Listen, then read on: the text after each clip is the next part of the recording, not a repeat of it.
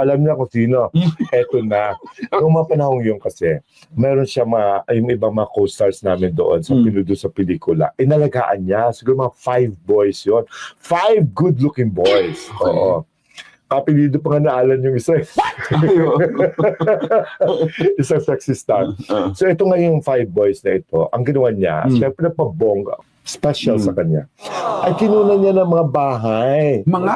Oo, mga yung bahay na parang ngayon, hindi na niya na-sustain. So parang 2 months na yata siya nagulog. Tapos maliban sa pagka-forfeit ng mga down payments niya, nagkawala na yung mga boys, nag-forfeit na rin sila. Forfeited na rin sila. Nilayasan na siya kasi wala siyang pera. Kawawa naman. Grabe, diba? no? You know how sad this industry is, how ungrateful. Imaginein mo, ay, ano? Sabi, 61 na thousand na daw tayo. 161 subscribers. Ay, 61,000 na nga!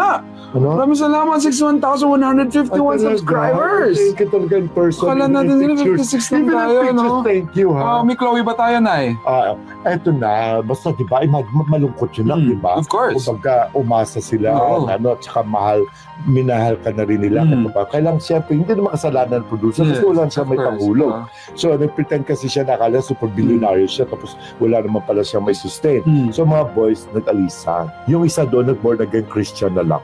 At least. At least, iba, nabago niyang buhay niya. Parang, kasi ako, Ano kami na initials? oo nga. Oo di nga. tapos. Tapos. Diba? Okay. JS. Papabahay pa ba natin? Speaking of JS ka, di ba?